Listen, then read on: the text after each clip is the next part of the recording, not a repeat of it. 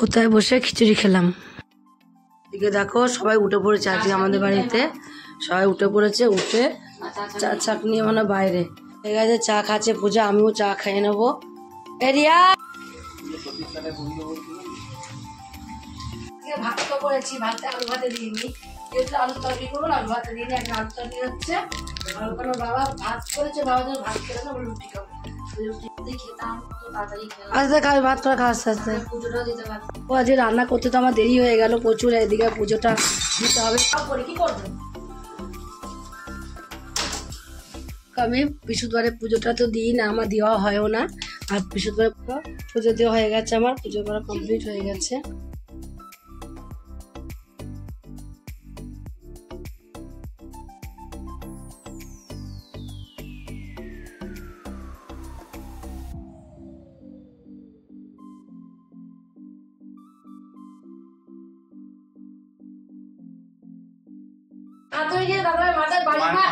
নিচেও দেখা যাচ্ছে না। আমাদের রান্না বান্না কমপ্লিট করে আবার দেখো সবাই মিলে খেয়ে দিয়ে চলে এসেছি। গুড মর্নিং বন্ধুরা, সবাই কেমন আছো? আশা করি সবাই ভালো আছো। এখন দেখো আজকে বৃহস্পতিবার, আর সকাল 9:30টাতে আমি ব্লগ শুরু করছি। তোমরা পুরো ব্লগটা দেখতে থাকো, আশা করি তোমাদের অনেক অনেক ভালো লাগবে। এদিকে দেখো সবাই উঠে পড়েছে, আজকে আমাদের বাড়িতে সবাই উঠে পড়েছে। উঠে চা ছাক নিয়ে মানে বাইরে উঠে পড়েছে সবাই। দেখো পূজা উঠেছে, চা হয়ে গেল, এদিকে ভাতটা বসিয়ে দিয়েছি, জলটা গরম হয়ে গেছে, ভাত চালটা দিয়ে দেবো। এবার চাল দিয়ে দেবো আমি, এই দেখো আরো দেখো সাদা সাদা চালগুলো, দেখো এই চালগুলোর ভেতরে কি বলতো পড়ে না, এগুলো না বাছলে এই ভেতরে পোকা থাকে, চালগুলো সাদা চালগুলোর ভেতরে না বাঁধলে পড়ে না। এমন খাও খাও খাও খাও। হ্যাঁ হ্যাঁ হ্যাঁ হ্যাঁ, ওইটা অন্যটা খাও, ক্যাপসুলটা খাও। ঠিক আছে, চা খাচ্ছে পূজা, আমিও চা খেয়ে নেবো। এরিয়া একটু চা খেয়ে যা, আয় একটু চা খেয়ে যাও। হ্যাঁ খেতো বাবা? ও তোরতে বলছে পড়া মাথা থাক, কেন গেছিস? আরো চলে আসো, ওই করে তো মেয়েগুলোর কপাল ইয়ে খায়, ধর মাথা খায়, ধর পড়তে বসে ওখানে, পড়তে পারে বলছি। চা খেয়ে নে, বিস্কুট খেয়ে নে।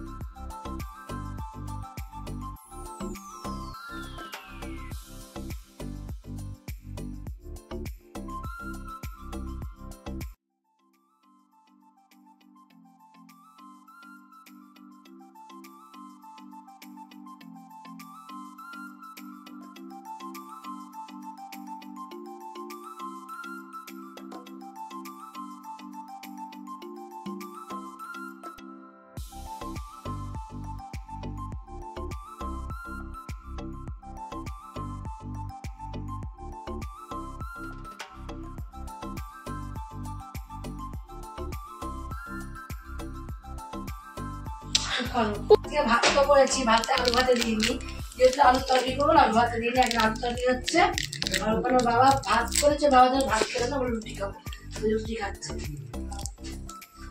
আমি রুটি করছি।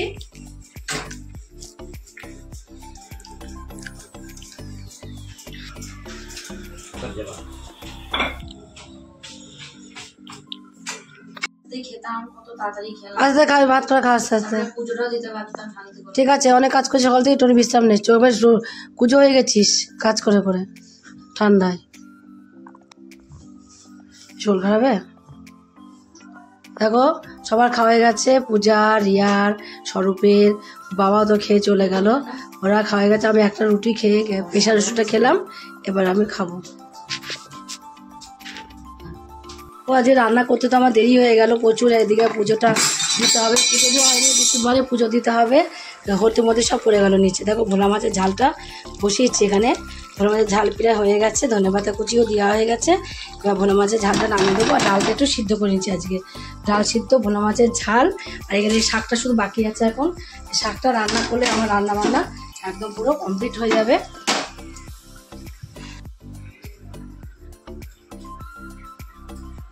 মা কাজ করছে, আমি ঠান্ডা করে নিয়ে এসে ডাল রান্না করে পরিষ্কার করে হালকা করে, আর যতক্ষণ বসতে হবে রান্না এখনো রান্না করে শাক কাটবো, তারপর শাক হবে রান্না। শাক এখনো না কাটা বলে রান্না হবে, শাকটা এখনো কাটা হয়নি। এবার শাকটা আমি কেটে দিই। সব পড়ে যাচ্ছে আজকে, তার উপরে কাজ করতে গেলে সব কিছু পড়ে যায়, সব পড়ে যাচ্ছে, যেটা ধরছি সেটাই পড়ে যাচ্ছে। 12:30 বেজে তাড়া থাকবে না বলে আমার শাক হয়নি। আমি বৃহস্পতিবারের পুজোটা তো দিই না, আমার দেওয়া হয়ও না। আর বৃহস্পতিবারের পুজোটা আমি দিতে আসতেও পারি না, কেন বলো তো, ওদিকে রান্না বান্না করি বলে না, আমার এদিকে আর পুজো দেওয়া হয় না। আজকে দেখো আমি এখানে পুজো দিতে এসেছি, আর কিন্তু আজকে অনেক বেলাই হয়ে গেছে, প্রায় তোমার হলো 1:45-2 বাজতে চলে এখন। আমি কিন্তু অনেকক্ষণই ঢুকেছি ঠাকুর ঘরে ঢুকে দেখো আমি গুপুকে তোমার হলো আজকে চান করিয়েছি, কামড়টা মুছে দিয়েছি। মুছে দিয়ে একটা জামা সোয়েটার পরি, দেখো নতুন এখন উপর দিয়ে, এটা উপর দিয়ে পরে হাতা মাথা কিছু দেখা যায় না, কিন্তু কী করবো আমি একটু হাতটা ঢুকানোর জন্য দুটো হাত বের করে দিয়েছি, ঠাকুর হাত দুটো বের করে দিয়ে আর গায়ে দিয়ে দিয়েছি। এদিকে দেখো পুজো করবো, ঘটমট সাজানো হয়ে গেছে প্রায় আমার। কিসের আওয়াজ হচ্ছে রে এত? বাইরে প্রচুর আওয়াজ হচ্ছে। এদিকে চন্দনও বাটা হয়ে গেছে আমার, চন্দন বেটে এদিকে দেখো, এদিকে তোমার হলো সব সাজানো গুছানো হয়ে গেছে। এবার আমি পুজো দেবো, দিয়ে পুজোটা গুছিয়ে দিয়ে তারপর অনুকূল ঠাকুর আশ্রমে যাবো ভাবলাম। বাবা না টানলে কিছু করার নেই, এখন যেতে পারবো কিনা বলতেও পারছি না, হ্যাঁ না, কখন যাবো বলো এরপর। আর ফুলকটা ফুল ছিঁড়ে নিলাম। জয় মা তারা, মা গো, জয় মা তারা, জয় মা তারা, মা গো, জয় গুরুদেবের জয় গুরুদেব। পুজো দেওয়া হয়ে গেছে আমার, পুজো করা কমপ্লিট হয়ে গেছে একদম।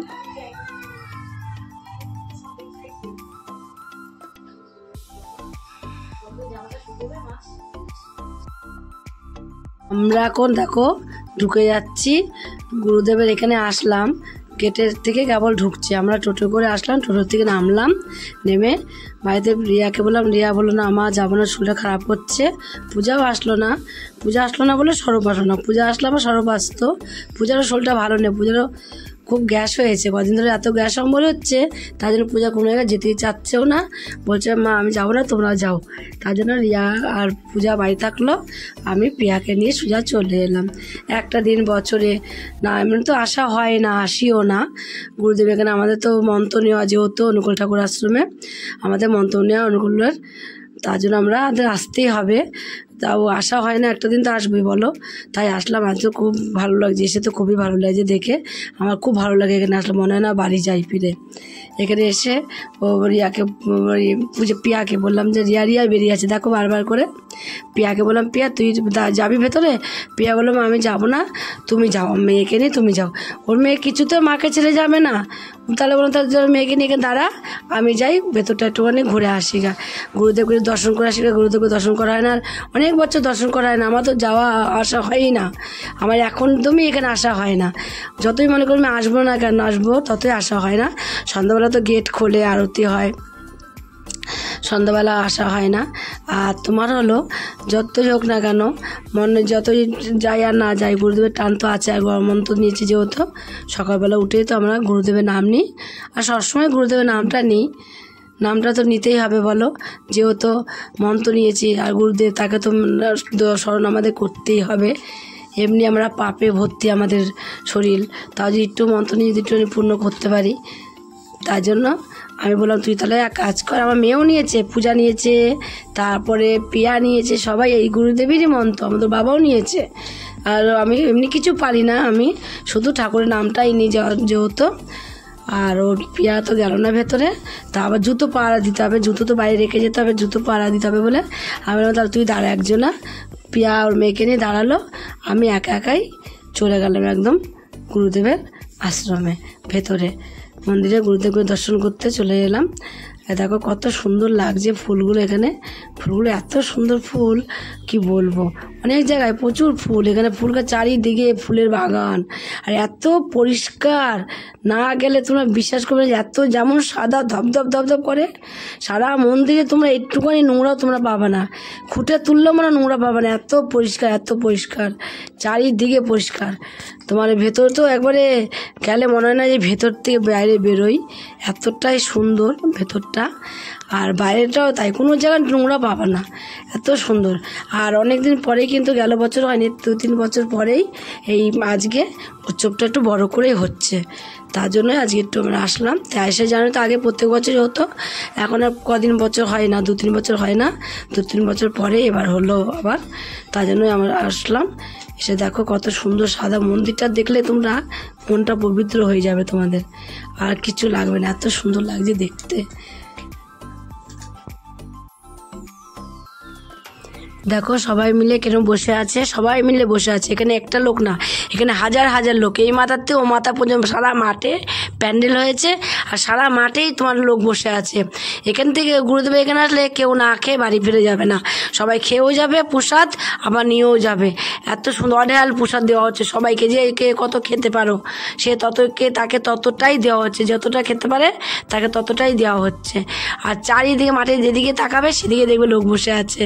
আগে ঠাকুরের গুরুদেবের মন্দিরের পাশেই তোমার খাওয়াতো আনন্দবাজার, এখন আর ওখানে খাওয়ায় না, এখন আবার এখানে খাওয়ায়।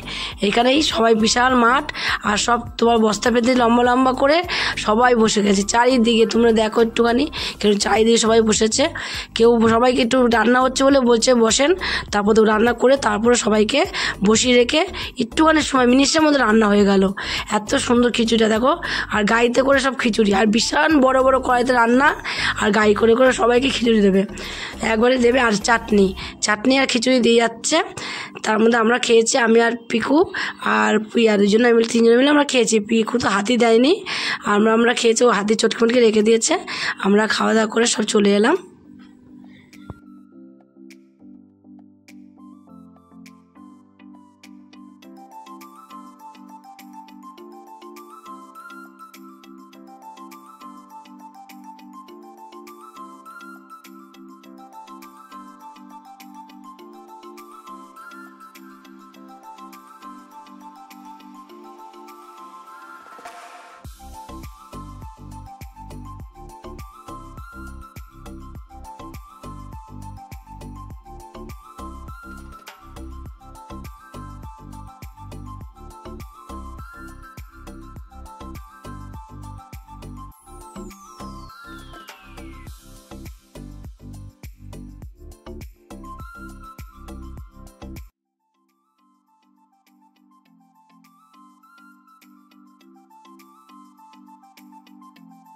ইন্টারভিউ দিয়েছো জামাইয়ের সাথে, হ্যাঁ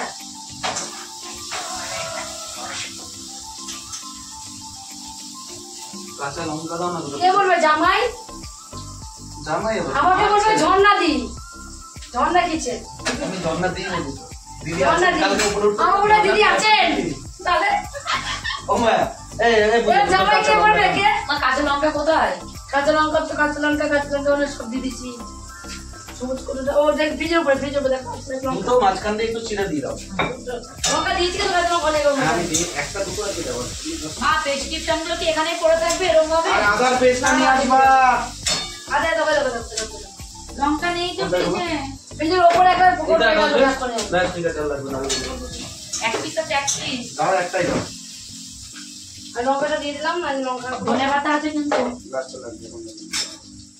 জাস্ট মাঝখানে চিড়ে দিতে কাঁচা করে রাখবো, ইয়ে করে দেবা, গ্যাস কমিয়ে দেবা, মাংস সিদ্ধ হয়ে যাবে। থাকবি সেকালে তুমি।